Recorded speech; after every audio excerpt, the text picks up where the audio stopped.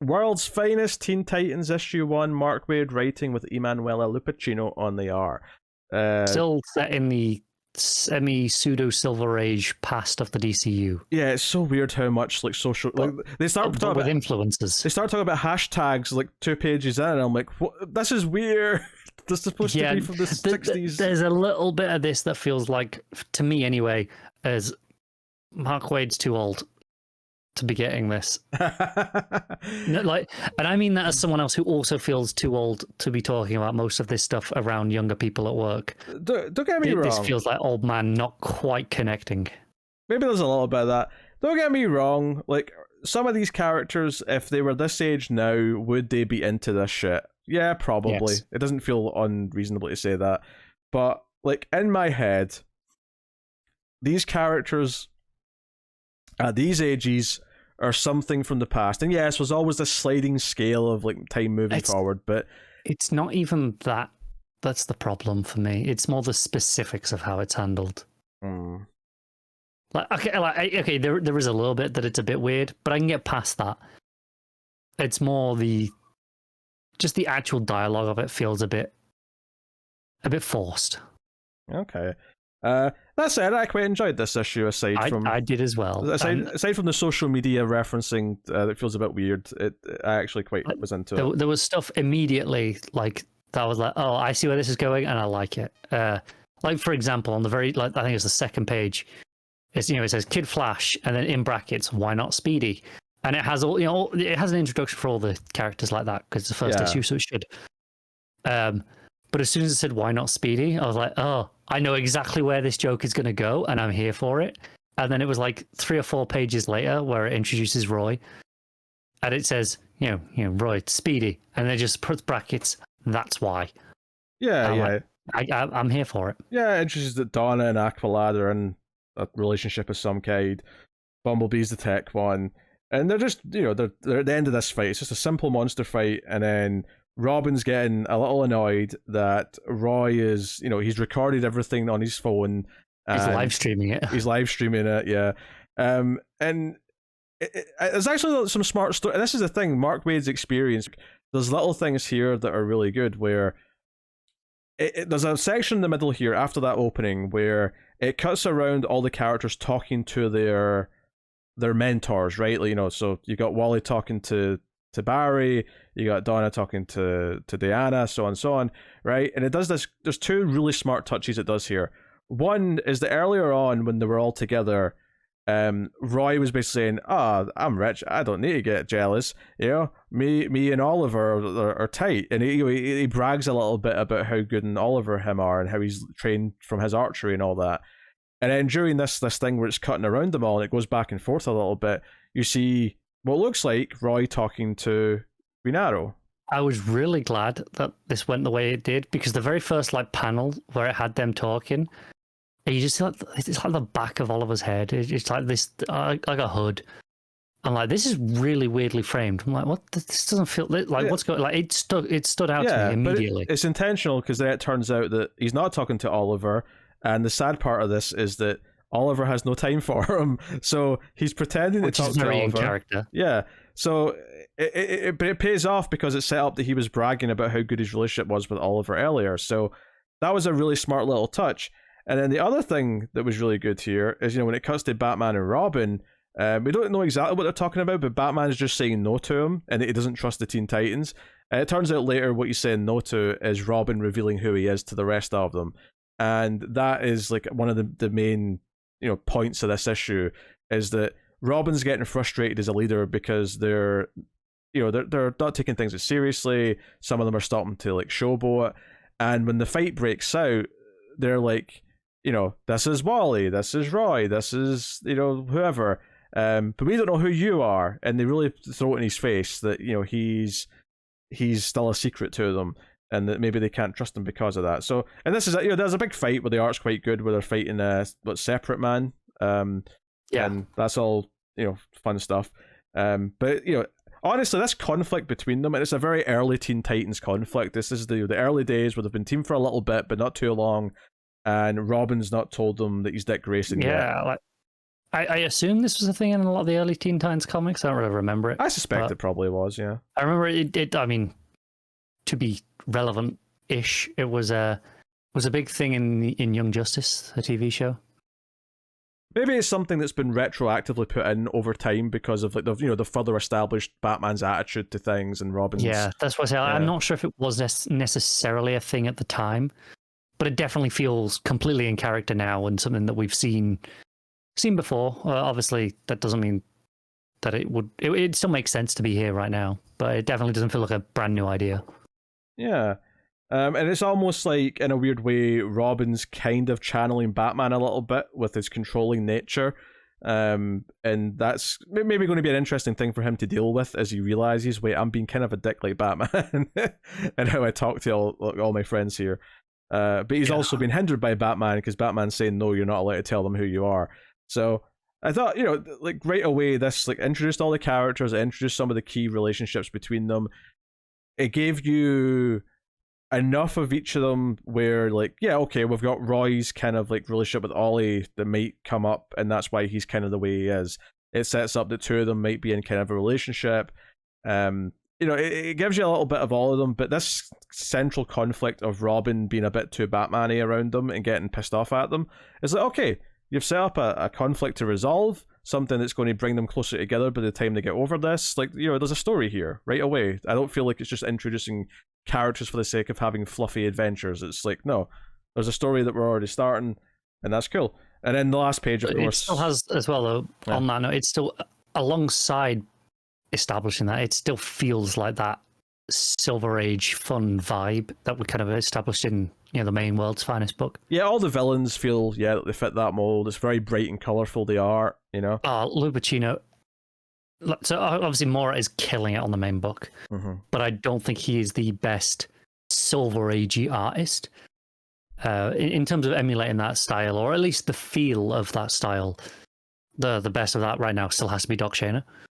Doc Shaner's unmatched. I think Lou Pacino is making the case to be the second best at that in this book. Like, she is doing a phenomenal job. Yeah, and obviously it's a very colourful team. There's a lot of colours in their costumes, so when they're all standing next to each other, there's a lot of yellows, reds, greens, that kind of thing. And it is important to note that it is not like emulating the exact style of Silver Age art. This is a lot more detailed for the most part. No, it's emulating the feel. Yeah, but Robin's not got the pixie shorts for a start, so they're definitely going for like a modern revision of that Silver Age look, which is fine, which is totally fine. The final page does tease a villain for the series. Basically, there's some mysterious villain in shadows who's recruiting potential superpowered people. So you've got this young henchman who's like, yeah, I worked for Two-Face for a bit. I'm a little bit lucky, right? I can't win the lottery, but I'm a little bit lucky. And shit domino. Yeah, and basically whoever this is, maybe it's evil Billy Batson based on what happens here. But there's a lightning strike and this guy just gets fried, and this shadowy figure just says next. So he's taking additions to build maybe an anti-Teen Titans, one might assume. The closest thing I got to with the lightning bolt is, obviously you mentioned Billy Batson, but there's no Shazam dialogue, which makes me think not. The next thing that came to mind was Thunderbolt, the genie from JSA, but not villainous, so yeah, maybe it's a new villain. That said, though, Mark Waid has a very deep knowledge of DC that none of us can even touch. 100% be someone who already exists that we've never heard of. Yes.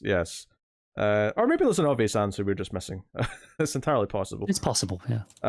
So, no, I really like this. I think it's letting Mark Waid play in like his Silver Age corner of DC, and now he's got 2 books to like sort of build these versions of the characters. And in a weird way, I think like there's maybe more potential with this book versus World's Finest, just in that we get a lot of Batman and Superman, and I'm not saying that we get a lot of Dick Grayson obviously, but a lot of these other Teen Titans characters, it's actually kind of unique that we have both this and Titans now running side by side. It's actually kind of a good time if you're a fan of classic Titans teams, because we've got 2 of them now.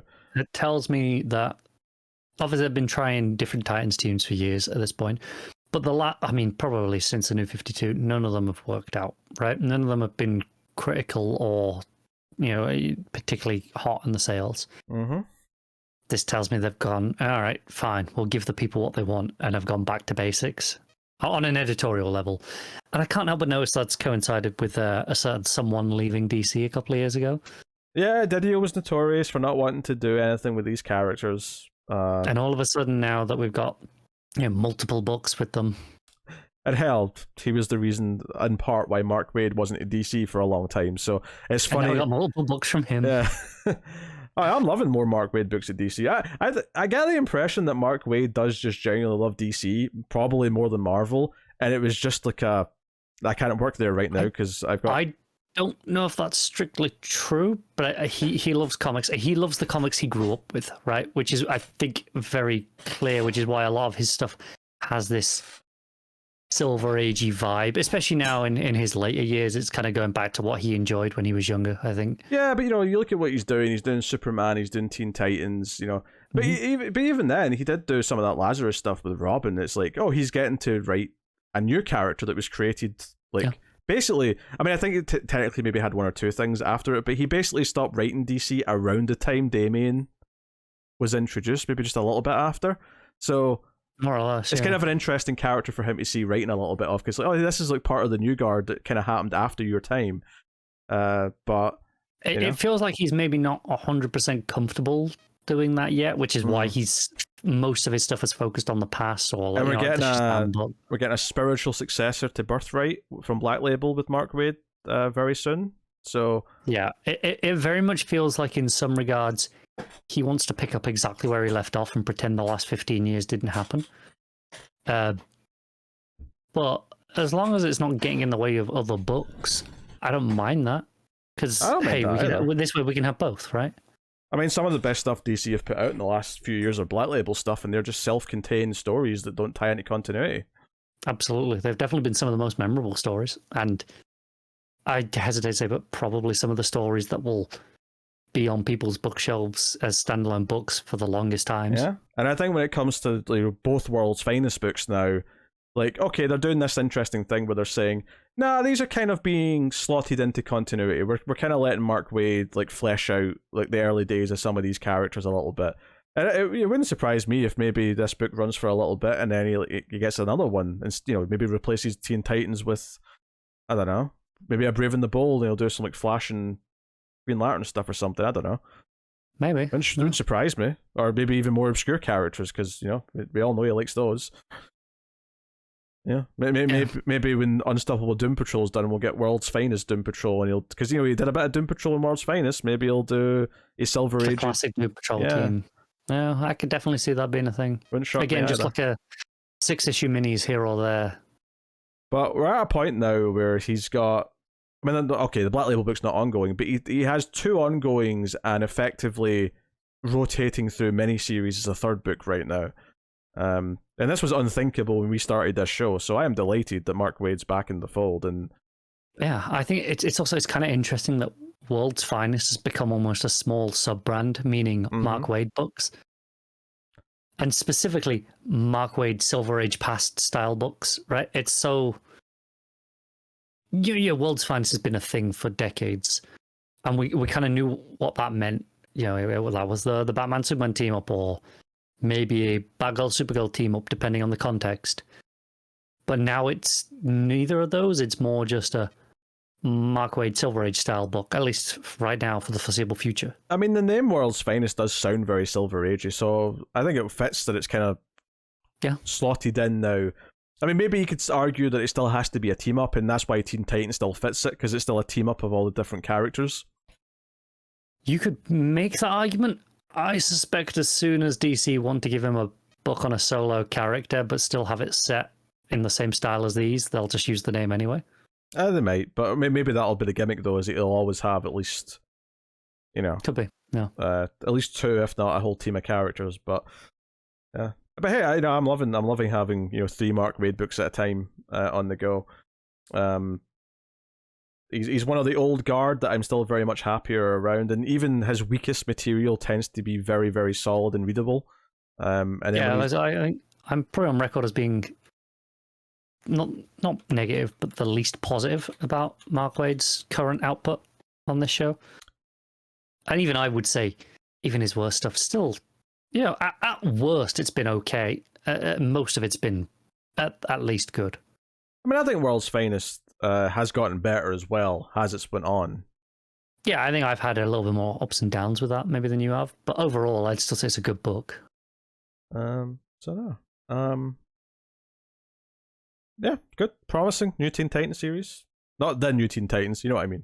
It is a new Teen Titans series. What are you giving World's Finest Teen Titans issue 1? I'll give it a 7.5, and I think the art is dragging that up, probably that 0.5. I'm happy to slap that with the 8, honestly. I enjoyed the characters, I enjoyed the conflict that it's setting up. Art's really good. And it's fun to like do this time period for these characters a little bit. You could have called this Teen Titans Year 1 if you wanted to. Yeah. So it's nice because you get to explore some of those early conflicts that are always this basis for what these characters and teams should have at their core, but it's something that almost feels kind of weird to bring up in their modern day stories, because I'm like, well, you should kind of be over this by now. You've been together for, you know, years in story, never mind decades in the real world.